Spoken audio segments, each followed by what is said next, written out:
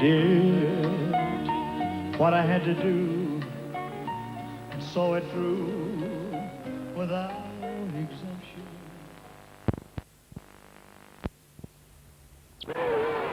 For the next few years, I made about 3 pictures a year. And by the end of the 60s, I had racked up 31 films in all. At first, we worked in Hollywood. And then we started going to locations like the Seattle World's Fair. Are portraying what we can see. And most of them had small parts in the pictures.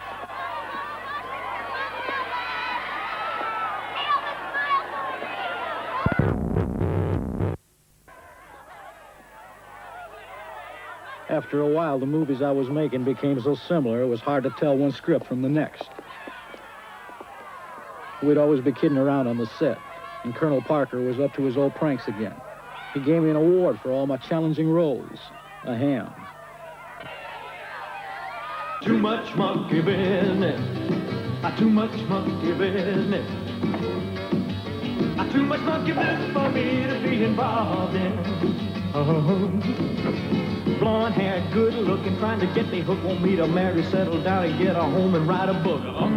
Too much monkey business, too much monkey business, too much monkey business for me to be involved in.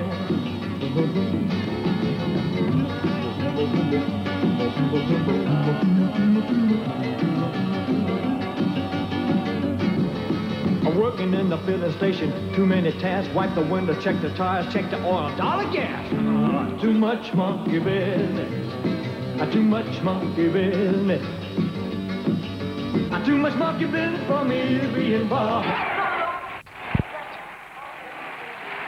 Now one asks, which came first, the mass ready for communal entertainment or the idol who provided it? In the 1950s, rock and roll emerged with Elvis Presley as its deity. As with ragtime, black and white worlds found a common taste in this newest of musical languages, rhythm and blues nicely mixed with country and western.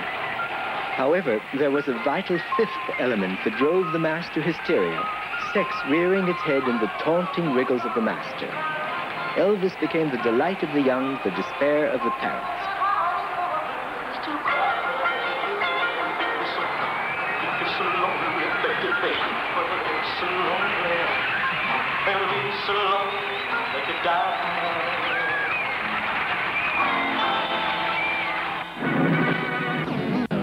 Before she sleeps in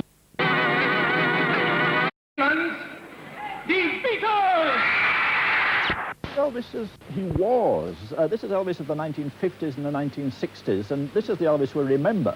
And that's why it's important to have this, to counteract the flabby, self-pitying mass that he undoubtedly became. Terrific. I think we should have it.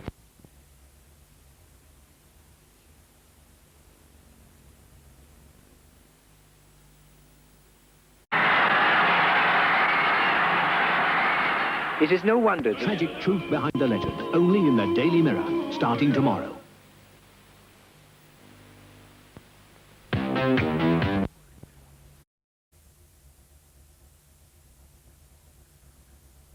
Disco Delight with more chart toppers from the king himself, Elvis, the only man ever to have 98 hits in the British charts.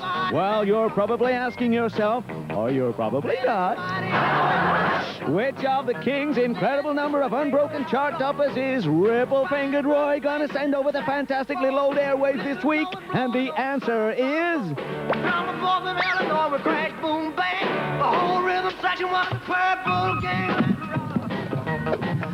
Over to the weather desk.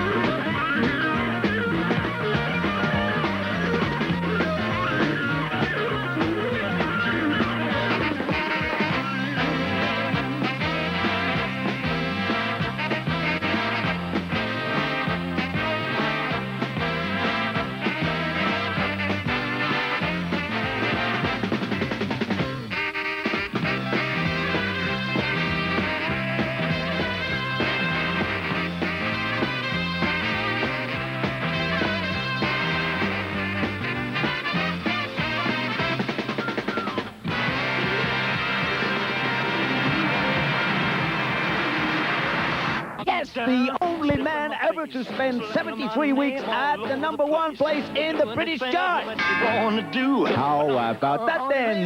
Break that record if you can. Step on my blue suede shoe. Oh, you can do anything but lay over my blue suede shoes. Let's go! Are you a cube meister? Is that what you would be called? I suppose. Create a lasting tribute to Elvis, the ultimate performance. Out now. A lot, and I never even heard him raise his voice to anyone. He wouldn't even argue with you or fuss with you. If you came around to present a problem, you know, that might be a problem, which, of course, a lot of problems, as you know. But he'd say, no, I don't want to argue with them. I'd just rather let them do it their way than to fuss with them. But his mother was always there to encourage him and to stick by him. He wasn't very close to his father. How about that then, pop pickers? Another record to smash. My hand is shaking, please a wink.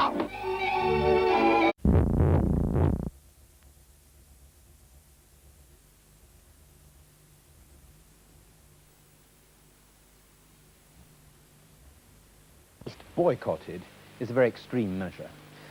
Well, it's not extreme if you remember that, as far as I can see, the book is half-truth. Goldman himself said in a recent interview that if Elvis Presley was alive, he wouldn't be able to write the book. And the reason he wouldn't be able to write the book was because of the laws of libel. What effect has the book had so far on the fans who've either read it or read extracts from it? A lot have been very, very distressed. One or two, surprisingly enough, have said they're going to sell the collection and pack it in. But in the main, it is fair to say that it's given a lot of resolution to the fans. They're going to fight it. But it has destroyed the Elvis image for some of them. For one or two, but it's not destroyed the image as far as everyone else realises it. I think that the book is very, very unfair because it has a go at the music industry and the fans as well as Elvis Presley. Goldman obviously is not interested in rock music. In what ways do you think it's unfair to Elvis Presley himself? Well, he's not around to defend himself. Some of the facts that Goldman state that he's revealing for the first time have been well-tried legends.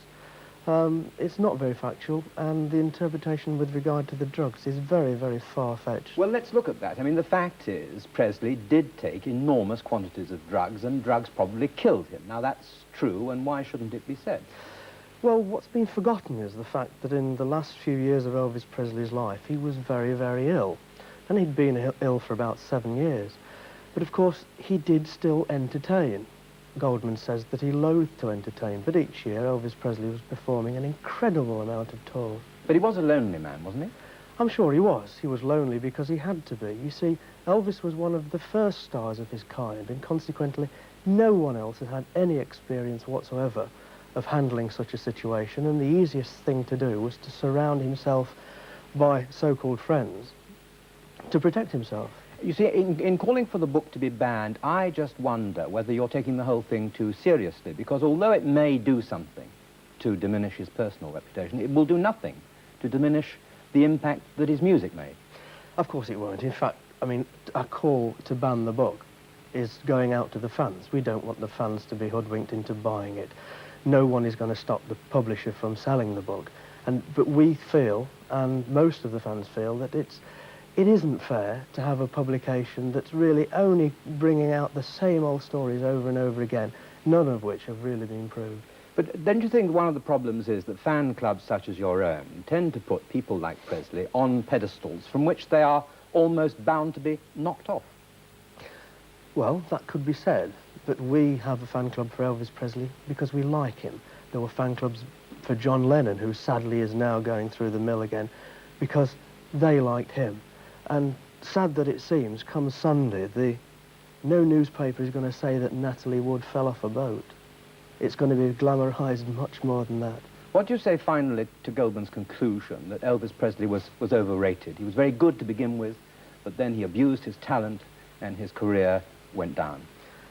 I don't agree with that at all. Elvis Presley sold the equivalent of 1 billion records. That's one record for every fourth person on this earth. And if you remember, 1 in 3 is Chinese. In other words, virtually everybody's got an Elvis record. If he wasn't that good, people would not have bought them. Mr. Slaughter, thank you very much. Thank you. The sad story of the last days of Elvis Presley, but I've just... Radio 1. Good morning. Well, hi out there, all you wonderful pop makers. This is your favorite Radio 1 DJ, Record Roy.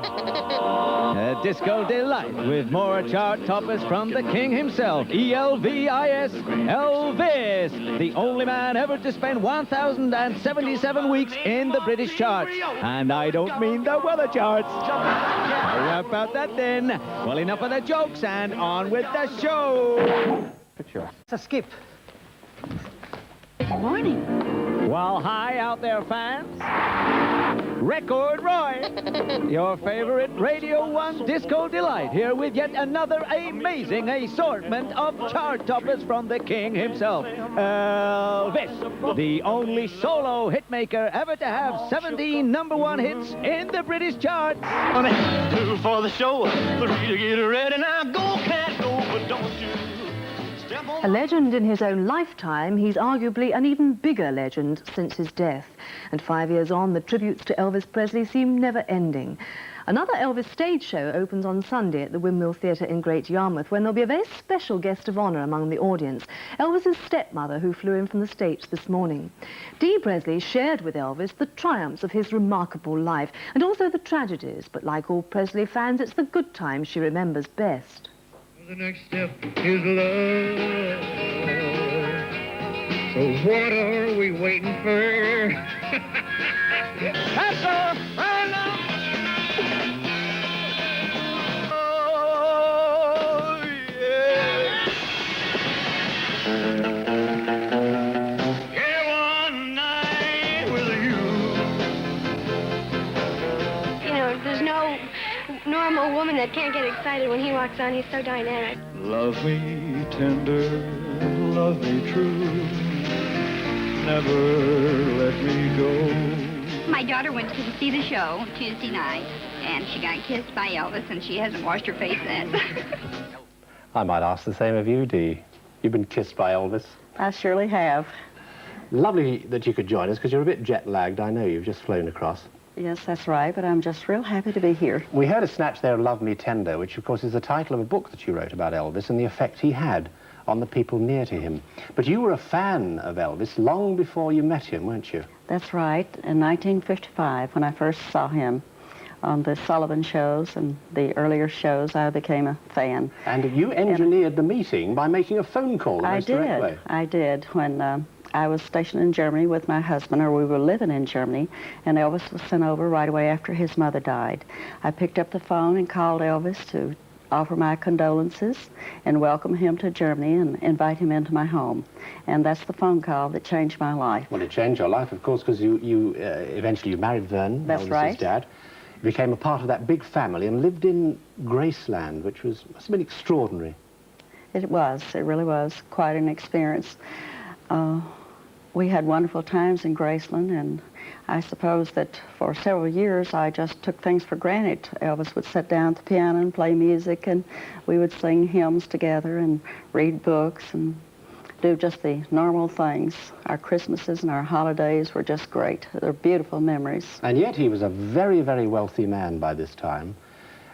Underneath it, though, was he still the country boy, still the southerner? I think so. I think he remained the country boy, the true southern gentleman that I'd like to think so. That's the way I remember him. Southern gentlemen had very fixed ideas about their ladies, didn't they? They surely do. The ladies are supposed to remain at home and be waiting when the husbands come home. And Priscilla and I always stayed home most of the time, especially me. Priscilla, of course, went a little bit more than I did and spent more time in Vegas, but Elvis liked for her to be at home with Lisa and to wait at home. Because wasn't this one of the problems that the ladies wanted to go out and do more? I think so, yes. And eventually I think that was what happened to Elvis and Priscilla, that he was gone away from home so much. When did it all start to go wrong, Dee? And why did it start to go wrong for him? Well, actually, I noticed a change in Elvis when he and Priscilla separated, and eventually in '74 they were divorced. In '74 and '75, but I think it was more in '76 that Elvis was in and out of the hospitals much more, and there was because he was taking too many drugs. Well, actually, that's been said, and perhaps we have to face the fact that maybe Elvis was on prescribed drugs. But I think the stress and the pressures of life, actually, and his own personal feelings, I think it was just actually too much for him. You have said that you think he never grew up. That's true. I think that he was basically the little boy from Tupelo, Mississippi. And there again, maybe that's just what I'd like to think, that he always remained the sweet, genuine young man that I met. Dee, pleasure talking to you. Thanks very much. Thank you very much.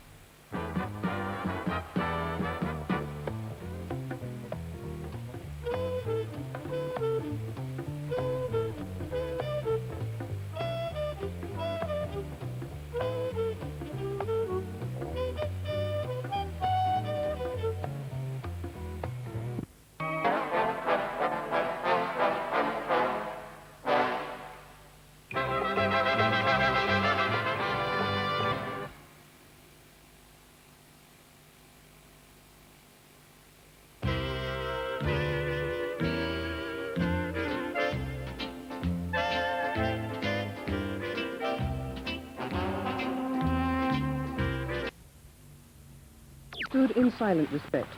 Presley's early death at 42 has spawned an even larger cult following than he had while alive. Some of the fans placed flowers on the grave, some left cards. It's thought as many as 17,000 visited the house during the day. The annual ritual includes the laying of elaborate wreaths brought by Presley fans, young and old. Many are reported upset by a memorial service held nearby, which charged $7 admission.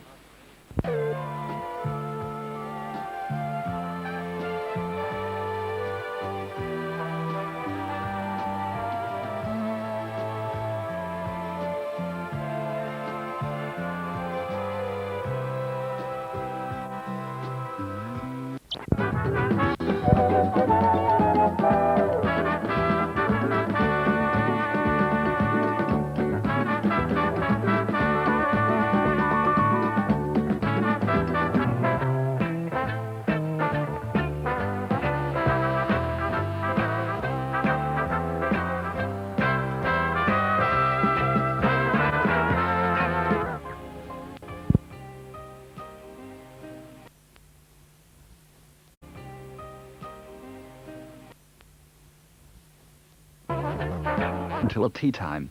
As an alternative this afternoon, Rock Week on BBC Two opens with Elvis Presley and GI Blues. That's at 3:10 this afternoon.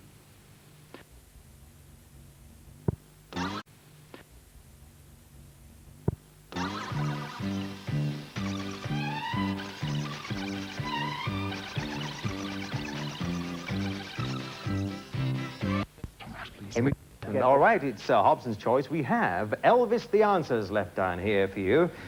Jill is going to describe to David Jacobs. We have 7 things connected with Elvis Presley. Your example is Graceland, of course, which was his mansion in Memphis, Tennessee. We have 7 other things associated with Elvis Presley. You have 30 seconds, and the time starts now. His animal that he used to take around on was the name of one of his songs, but it was an animal that he had a hound dog. Yeah. It was a place where you went to stay, an inn, another name for an inn. I don't know, pass. He used to play it, strum it. A guitar, and the other was Heartbreak Hotel. Yeah. Half his anatomy. His pelvis. Where he lived, where he was born, I think. Tallahassee, Tennessee, don't know, pass. No. He served in it, went to Germany. Hey, that's it, that'll do. As far as we're concerned. No, it wasn't Richard Burton. Anybody else, any ideas? Yeah? Jimmy Young. Wasn't Jimmy Young. Wasn't Robin Nedwell. No, it wasn't Ian Botham. No, it was a pop singer. Any idea? Elvis Presley. Well, we'll see if that's right. Yes, indeed it was.